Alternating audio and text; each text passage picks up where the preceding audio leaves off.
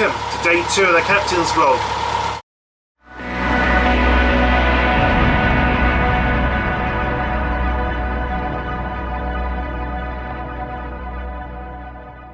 Let's talk about this.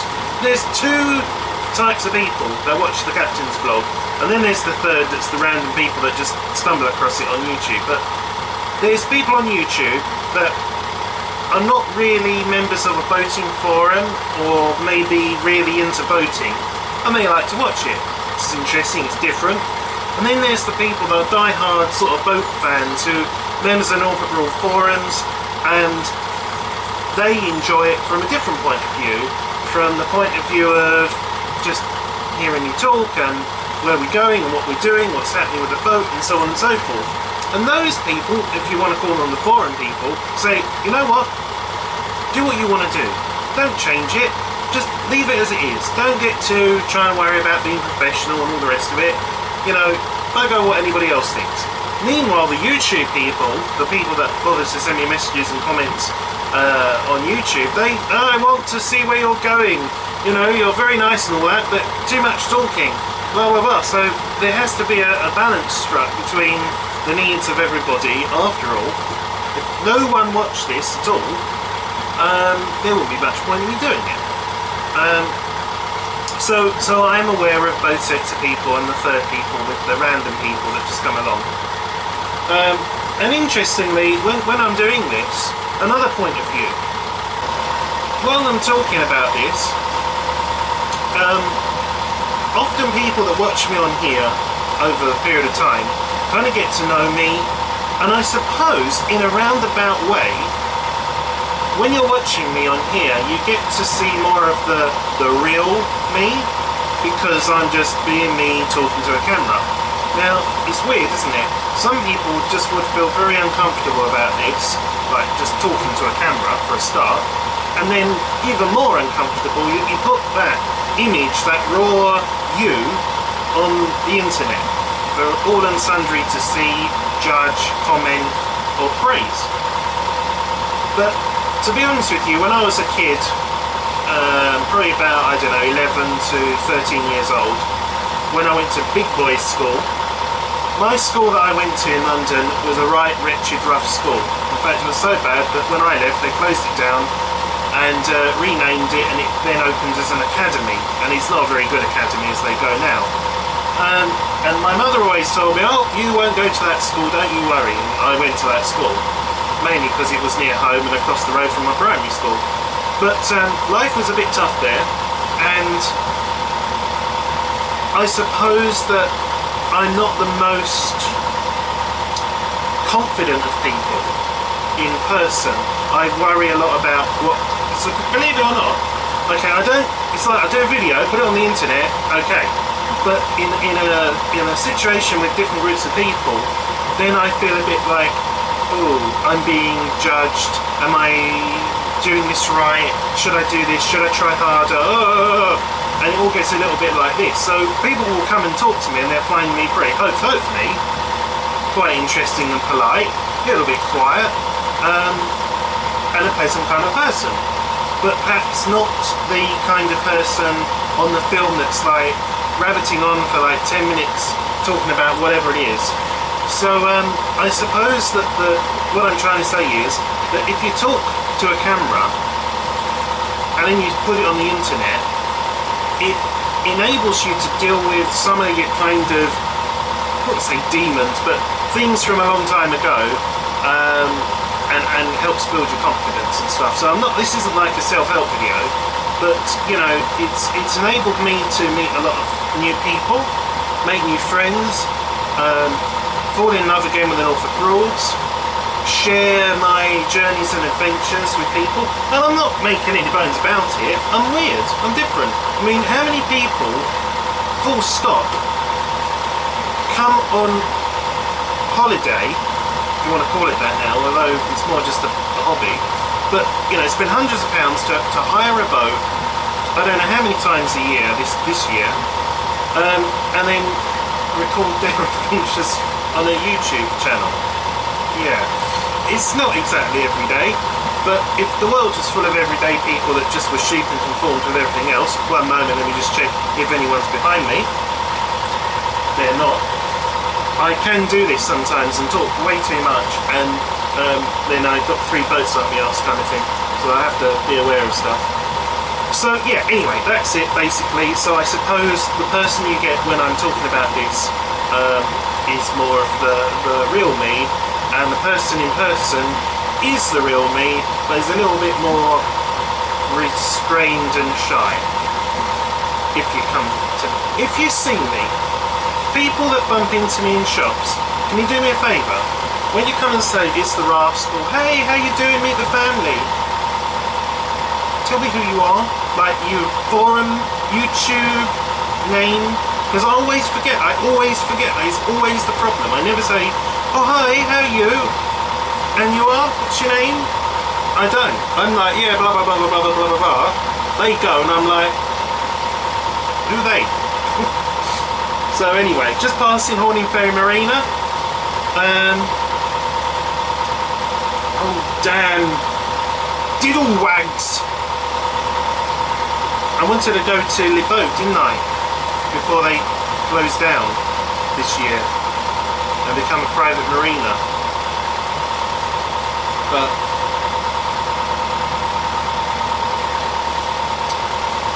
there's a kind of subversive reason of why I want to go to London Bridge. I'll talk to you this. We won't go to Le Boat because, oh god, I've kind of put my foot in it. Okay, let me explain. So basically, regular viewers of the blog, of this YouTube channel, will be aware that, still nothing behind me, will be aware that in July, I was fortunate enough to join the cruise of Broad Ambition and the Corsican. We went to sea, to Ipswich, to Haven Marina, as part of Angler Afloat's celebratory 10th birthday party kind of thing, and it was pretty uneventful. Nothing sort of scary happened, apart from the fact that when we left Stalham at about, I don't know, 11:45 at night, the fog got thicker and thicker and thicker as we went. Now, those of you that have seen the film of that will see in the darkness how difficult it was to see where we were going and all the rest of it. Now, I'm not exaggerating. The fog was so thick on the River Rann, you couldn't see. And for those of you that know the River Rann, it's not a wide river. It's probably about, I don't know, 24 foot wide. And the point is, you couldn't see the other bank. So it was just fog there, fog here, and you were screwed basically. I mean, it's hard enough a normal night. There was fog, there was no moon, and you know, it was all happening basically.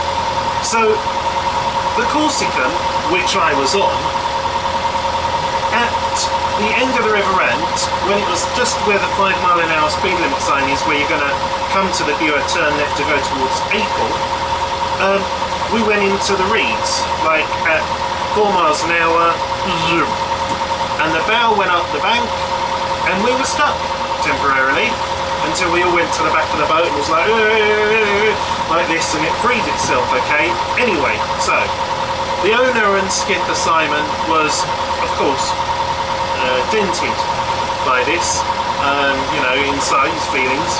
The boat was fine. And as a result of this, Charlie Griffin, skipper of Broad Ambition, would, of course, as all Yorkshiremen do, not let this drop, you know.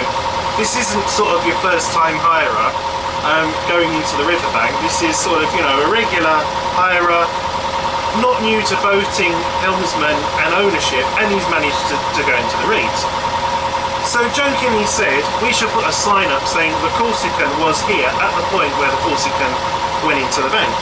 Well, anyway, time passes, you know, things get forgotten, and then recently I suddenly thought, aha! So I went on to this website, princebanner.co.uk, and ordered a banner that says the Corsican was here. And I posted it to Charlie, and then I realised I'd spelt the Corsican wrong.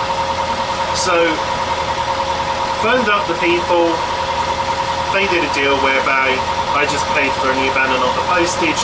They next day delivered it to London Bridge Boatyard, where Jason of London Bridge and Charlie Griffin then went with 2 wooden stakes and erected the sign on the banks of the river and where the Corsican went aground. Well, not aground, but into the bank. So today I want to go and see if that sign's still there. And also, rumour has it that the Corsican will be popping into London Bridge Boatyard today, and I would love to see his reaction to this sign. So that's why we're going to London Bridge, is to see if it's there and if the Corsican's there. So that was a long-winded explanation, more as it happens. Here's the mouth of the River Ant we're just turning onto now, and where that 4 mile an hour speed limit sign is, that's where apparently the sign, the Corsican was here, has been put.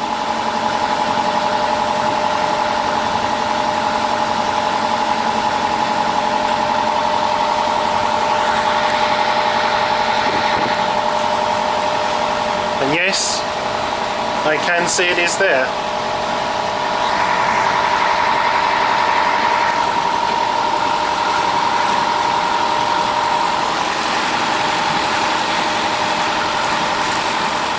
So as you can see, the afternoon has arrived with sunshine and warmth. It's like the summer is back.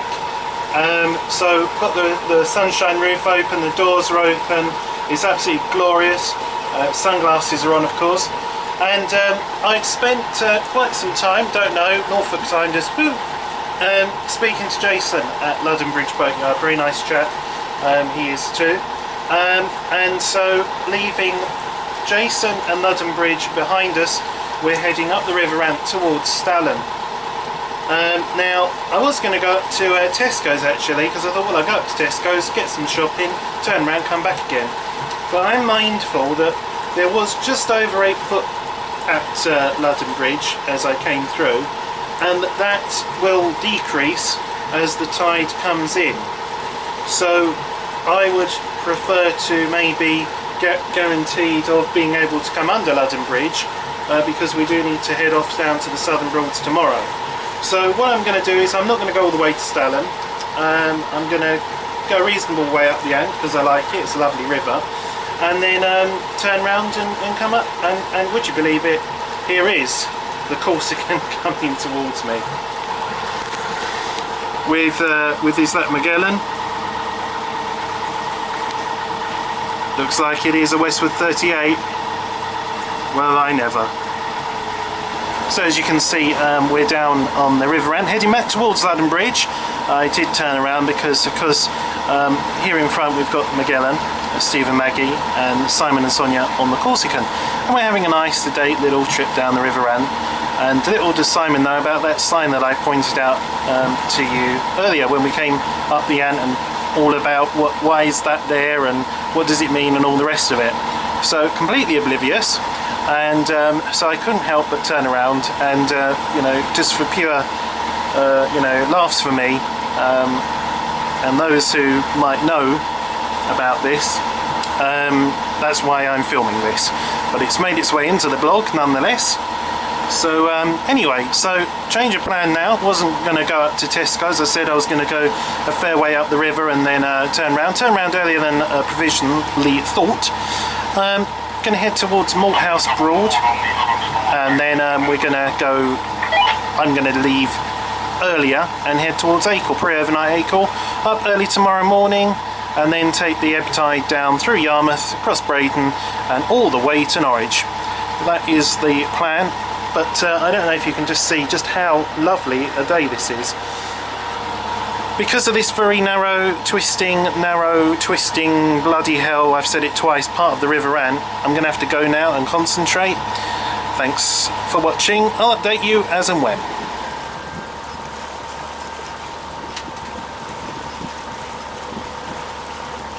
Hello? We're coming up to it very shortly, and I'm filming. Okay. I reckon if you do it now, we're just coming up to the, you know, the drainage outflow thing. Alright.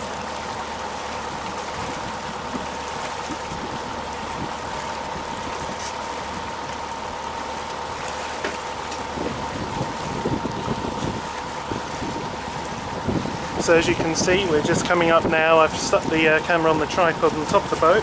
I've got no idea if you can see, it's very bright in the sun, but this might actually work out to be quite a good place to keep the camera for some nice going along shots or pretty videos. But it's only round the next bend, I think, is where the speed limit sign is, and that's where the sign will be. So we'll just see what reaction we get.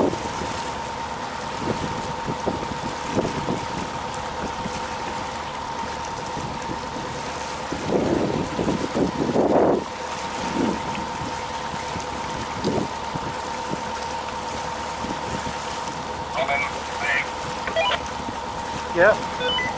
Was there a slight indentation in the port bank we were looking out for? Yes, indeed.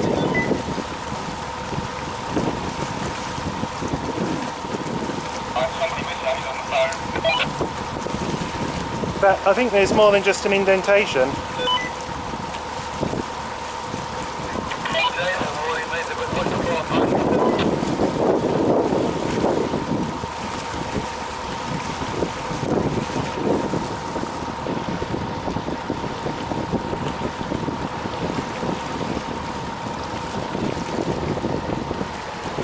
It was not me, that was the Wherry Albion done that one there.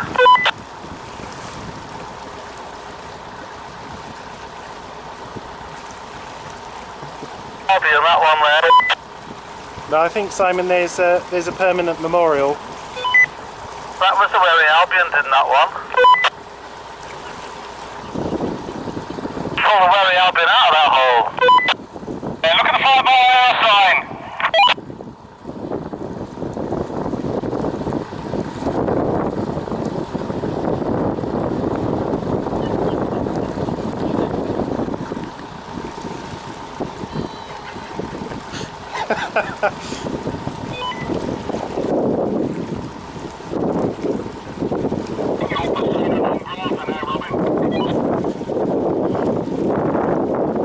Well, I'm going to confess I did have a heart to play this.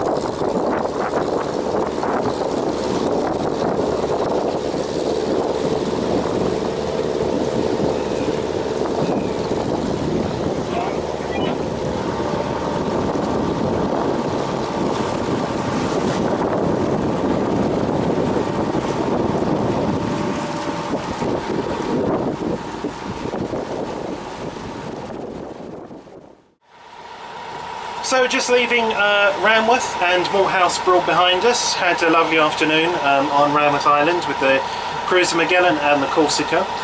They have to be heading off back to their home moorings, and whereas I am off to Acle. Now looking on my handy dandy tide, sort of, not tide, what am I talking about? It's a cruising distance and hours calculator. I'll show you what this looks like. So as you can see, this is what I'm talking about here. So from Ranworth Staithe to Acle Bridge is looking a bit like it will be an hour and 54 minutes. So we'll say it's 2 hours. So the time now is 14:44. So 3:44, 4:44, 5 o'clock shall we say at Acle? Sounds good to me, a couple of hours before sunset. You join me here on the river viewer. Behind us is the Thurn mouth, etc. The time is 15:46 and I know there is a boat behind me coming up rather fast. And in front of me is a sailing boat. A lot of sailing boats, waffies, are about today. So having to be careful, but I'm afraid it's not very good weather for them because it's very still. So they're going very slowly everywhere or having to punt or row. So as far as us motor cruisers go, it's all good. So yeah, we're making good time. Sun's still out, it's still warm. What more can you ask for? So I'll update you when we're closer to Acle Bridge itself. Until then, more as it happens.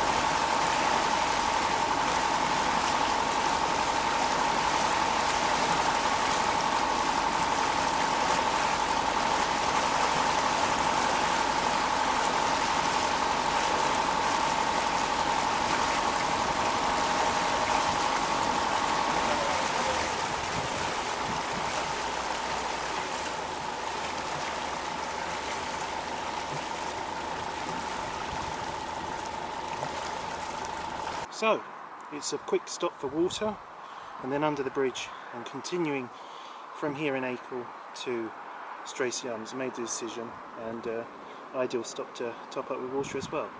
More as it happens. So you join me here at the mooring at Stracy Arms. I've gone to the end mooring here away from the other boats that you can probably see are moored up further on down there, and we'll have a look at those in a bit.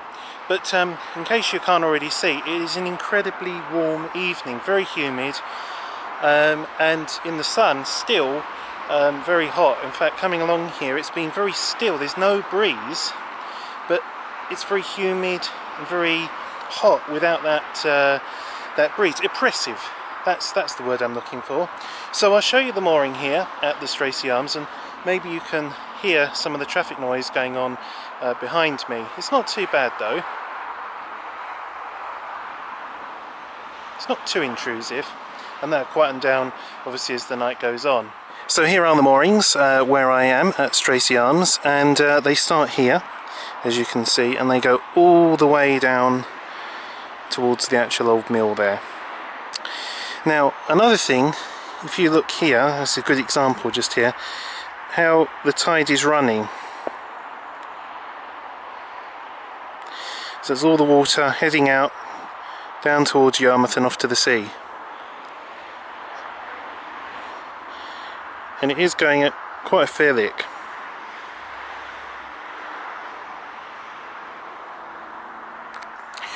So spot the obvious mistake then. The tide is going out.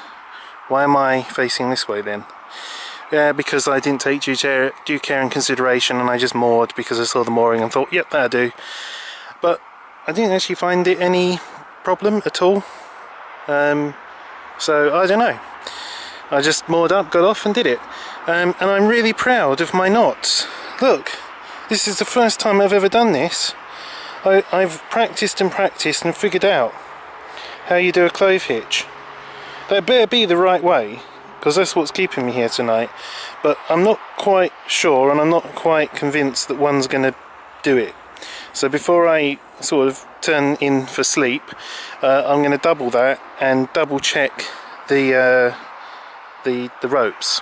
You know, enough slack in them. Because even since I've been here, when I first moored up about 25 minutes ago, this was really slack, and it's already getting a bit tight. There's lots of slack on that. I mean, the boat is being pushed this way.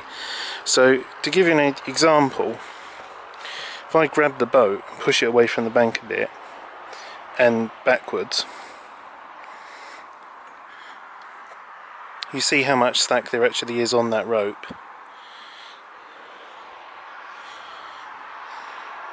So I'm learning as I go, guys. I'll be honest with you. Just because I come on lots of hire boats doesn't mean I have all of the answers to all of the puzzles, particularly with tide. So let's have a look at this. First of all, mistake number one, I moored with the tide. Wrong.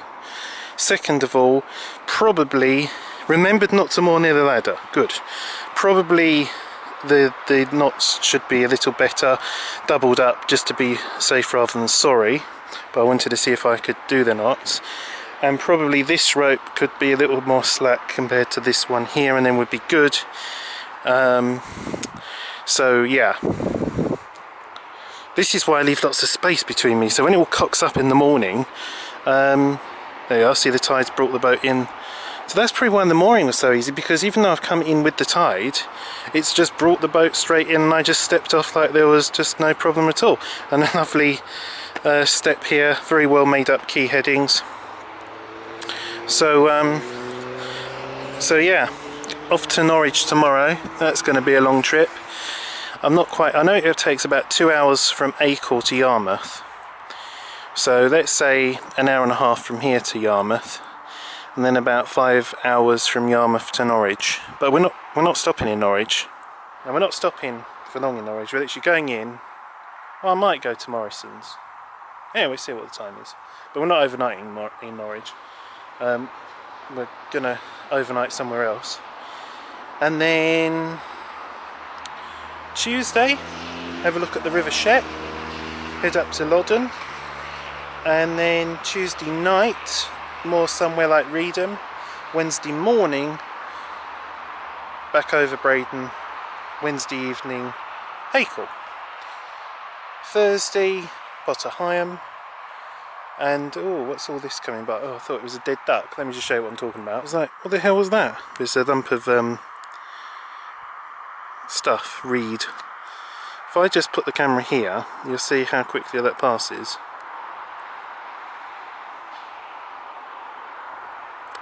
So I suppose probably, I don't know, 2 miles an hour tide. Not super fast or strong. It's not even the tide, is it? It's the current. I'm out of battery again, so I will have to go and charge up the old battery and get the spare one out as well. And this does eat through batteries when you're taking video. So I've just come out for a walk now. It's just about 5:45 in the evening, and as you can see here at Stracy Arms, overnight mooring is £3, which is actually very good value, I think. There I am down there. And as the sun just begins to set, here is the Spanish restaurant. Don't think they're open. If they are, you wouldn't know it. One car in the car park. But maybe come along a little bit later. I know it's Sunday evening, so you never know. And here are the rest of the mooring, so let's have a little look-see. I just can't believe the weather today. It's just, you know, we've had all this horrible cold spell and wet, and now look.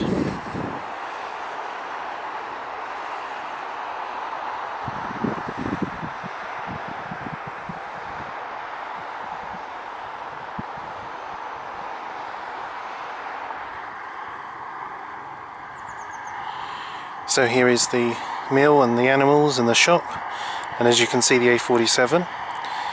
So I'm going to pop into the shop and pay my £3 for the overnight mooring. this particular boat here is an ex-Herbert Wood being restored fabulously. If you want to read the story of that, you need to go to the norfolkbroads.net. It's a Norfolk Broads forum, looking absolutely splendid there. It's an aquafibre low liner 38.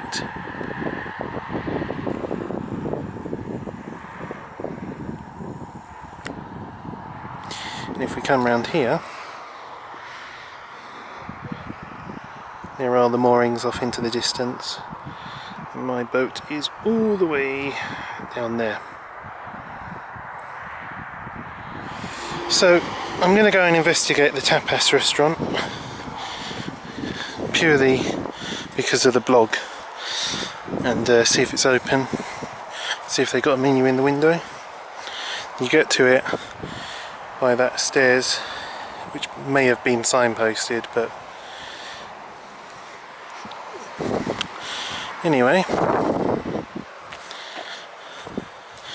until recently, unofficially, there was a bus stop here, and across Norfolk and Suffolk there's been a big sort of change in the bus routes, timetables, numbers have changed, and I had planned on getting a bus into Yarmouth from here, but literally this year, like in August, it changed, so it would stop here at request only, and then on the return leg it would stop just up there somewhere.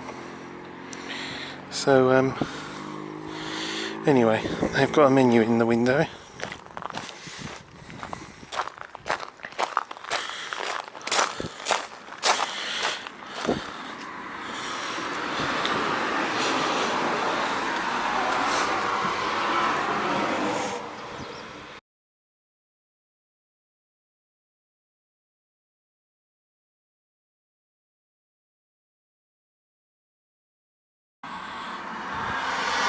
So it's 17:30 to midnight, so they are open tonight. Don't know if you could read some of that menu.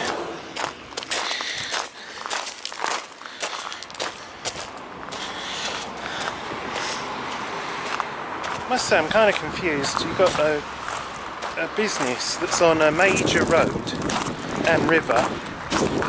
Wouldn't you know, when I start talking to you, the wind picks up, but you've got a major road and a river. And yet, look, there's no real signs, you know, everything says tapas restaurant open, but there's no menu on the river edge to say, you know, we deliver to your boats, or give us a call, and, you know, even the sign here, you wouldn't know that this was the steps down to the restaurant. I don't know. I don't run my own business, but if I did, I'd want to shout about it. Come on, people. It's a bloody good Spanish restaurant here. Come and have a look at what food we do and how much it costs. Anyway.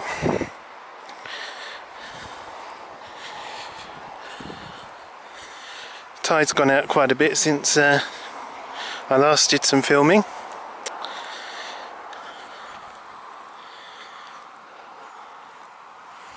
So yeah, Spanish restaurant open, tapas paella, no menu. Yay! Very nice lady in the mill shop thanked me for coming there to pay rather than her having to walk all the way down the moorings and... oh, wait a minute. So I've got to put this in the window of the boat, just so there's no mistaking I've paid. So I can relax now, because obviously being... what have we done with the boat? Well, the windscreen wiper was knackered, all the rubber was coming off of the actual wiper. It separated, like just perished completely. So I always bring a windscreen wiper with me, so for those eventualities. But it has a new windscreen wiper. Cleaned all the windows and the decks, so everything's looking sparkly clean. And this is the stern of the boat when you're moored up here. That high freeboard comes in really advantageous because you just step on easy. So I like the boat. It just could do with a bit more sound insulation around the engine, just to keep the noise level under control. That's really the only thing I would say. And maybe change that green canvas for something more in keeping with the interior of the boat, like maybe have it green on the outside and, I don't know, white on the inside. Just a lighter colour, just to make things less oppressive at night. But because I've got my modified bedsheet as my curtain for privacy at night, so not a worry for me. But as the lady in the mill shop said, what a lovely day it's been, lovely into the evening. I don't know what the weather's going to be like tomorrow and into the rest of the week. Hopefully it will stay dry. Yeah, it's been a really lovely day. Pleased to be afloat, and a first for me. Already we're doing firsts. Mooring here at Stracy Arms, figuring out my knots, and I slackened off the ropes. You can just see now the tide's still going out, so it's pulling on this one, but keep an eye on things. And yeah, so we should be safe and sound tonight here. I'm hungry and thirsty, so time for eats and drinks. So I've just brought you outside here. I'm still moored at the Stracy Arms, by the way, and that is a spectacular moonrise. Now the camera isn't doing this justice. It's a much more orange colour, the moon, but it's just risen over the marshes as if it was like a sort of second sun or something. It's not quite a full moon, is it? You can just see there, just on the right hand side, not quite a full sphere or circle. Wouldn't be a sphere. It is a sphere, but you can't see that from the earth, obviously. But I just wanted to share that with you. And if I zoom out, the camera will lose focus. But from my naked eye, that looks like a huge disc that's just risen across the marshes. If we zoom in again, you can see more or less what I'm seeing.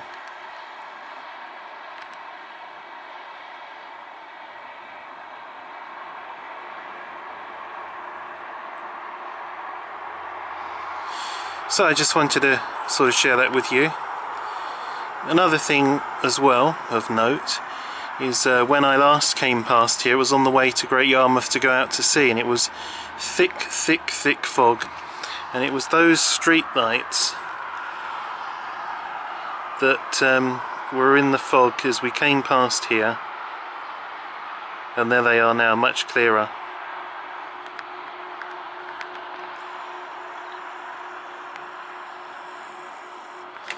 If we bring the camera around here, there's a couple of street lamps just here.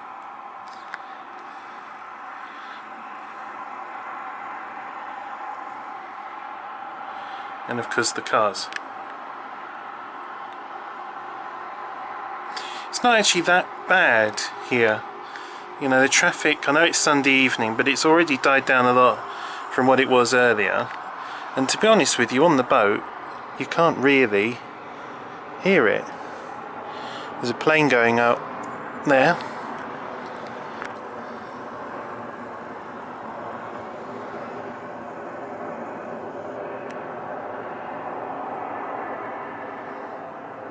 It's a pretty good camera, this. the kind of weaving around is the optical image stabilizer, because I'm not obviously that steady, and the shutter has to be a lot slower at night. But I think you agree, for a compact camera it does a very good job in low light. And of course here is my curtain made out of bed sheets, so makes the whole boat much nicer than having that dark green thing down, just to put this white curtain up, and it reflects the light back down again. It just gives a good sort of feel of spaciousness rather than being closed in. So that's all. That's just a little update, just when you thought there was no more updates to come, there was another update.